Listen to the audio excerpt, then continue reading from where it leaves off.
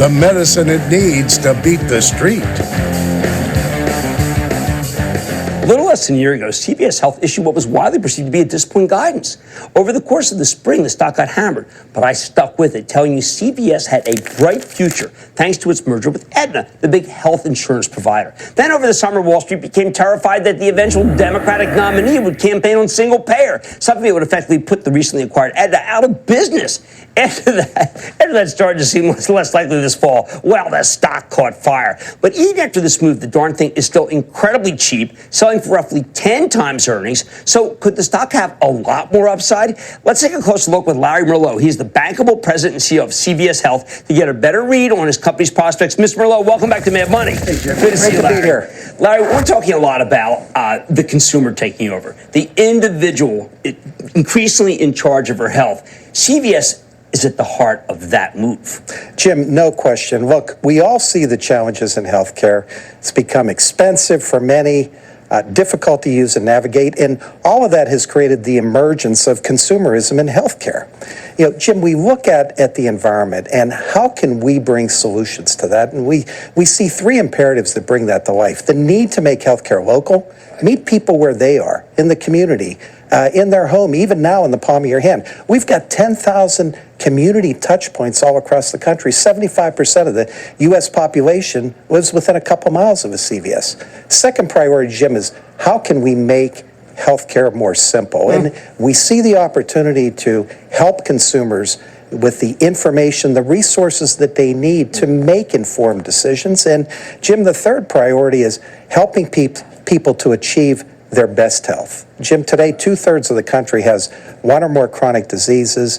It's those chronic diseases that are accounting for 70 to 80% of healthcare costs, and we know their names: diabetes, cardiovascular, hypertension, and yet people are not achieving, their best health outcomes. We can and must do better. Okay, now my regular CVS, which I go to all the time, is I like the stuff in the front of the store. Got prescription in the back. That is not the store of the future, though. No, Jim, we're evolving, from what we know to be today's drugstore. We're calling them health hubs. They're more of a health destination.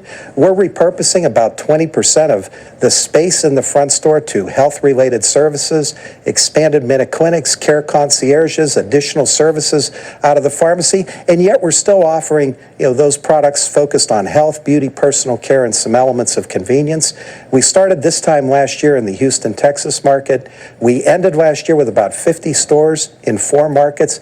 Jim, we're really excited in terms of what we're seeing from the consumers, the acceptance, the interest that is growing with our clients. And, we've made a commitment to have about 600 hubs by the end of this year. That's 12 a week, with a trajectory of 1,500 hubs by the end of 2021. And those stores do better same-store sales than one without? You know what, Jim? It's very early. It's a small sample, but we're seeing increased traffic in the stores. We're seeing higher front store margins, and we are seeing terrific utilization of the health-related services. So we're really pleased with what we're seeing. One of the things when I go over your presentations, you and I had doctors. Our parents had doctors. We had doctors. You find a GP.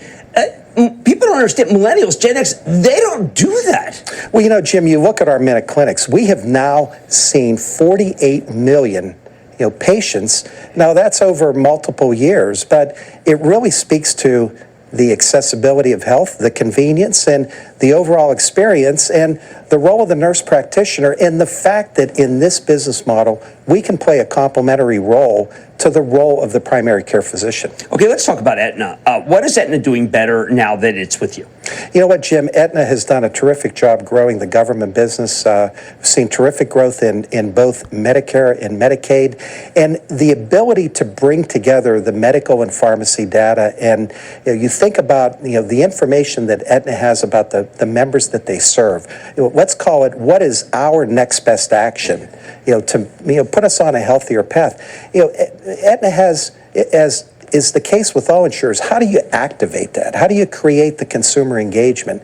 That's the beauty of this combination, because the CVS community assets actually bring that to life. So we're off to a wonderful start with our integrated model. Well, there is a lot of blame game in the system. Look, we had Giovanni Cafario, he's the CEO of Bristol Myers. He was saying, he kind of questioned whether the pharmacy benefit managers play any role that's positive. We know that a lot of Democrats who are frontrunners even wish that the whole thing would change and wipe you out. But I don't know. Don't seem to be the real problem when I look at the nuts and bolts. You know what, Jim? PBMs have proven the ability to reduce the overall cost of pharmaceutical care. And you look at what has been done in terms of managing prescription formularies, and the fact that the savings associated with that is getting passed back to the consumer, whether it's discounts at the pharmacy counter through the point of sale, or those dollars being passed back to the consumer in lower monthly premiums in their insurance. So the data validates the role that PBMs have played in reducing the overall cost of pharmaceutical care. All right, let's speak to the stock. A lot of people are very worried about the huge amount of debt that you took on. I don't think they understand how much cash flow your company generates. Yeah, Jim, since the close of the transaction, it's been 13 months, we've already repaid about $8 billion of that debt. You look at cash from operations, Jim, 2019, we'll generate between $10.5 billion. So we've got ample cash to pay down the debt, reinvest back in the business. We'll, put in CapEx about 2.3 to 2.6 billion while maintaining our $2 dividend. So, Jim, we have a plan to, de-lever, get our adjusted debt to EBITDA ratio back to the low 3 times in 2022. Very comfortable with the trajectory that we're on. Now, there were a lot of people who felt that why would anyone want to buy health and beauty at CVS when they can get it delivered by Amazon? The health and beauty numbers are really holding up, though. You know what, Jim? We have really focused our front store business on the growth in those core categories, health, beauty, personal care. And we've been able to, you think about this new intersection of data analytics and technology. You think about the role of our Extra Care loyalty program, where we have been able to deliver value to our consumers in a very, very personalized way. And, that has supported growth in those categories. Very pleased with the performance. Is there, do you wake up at night worried that Amazon's got some sort of pill pack killer? You know what, Jim? Our organization has really been focused around how do we make sure we don't leave any white space for disruption? And that's created to a lot of different innovations that we've been introducing. Really excited about how our Care Pass is performing. We tested it in a couple markets, rolled it out across the country in the fall.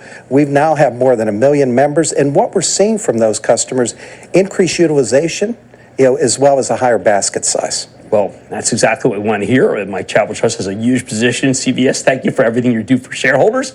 That's Larry Merlo. He's president and CEO of CVS Health. I like this stock. I like this company. And yes, I like being a customer. They have money's back after the break.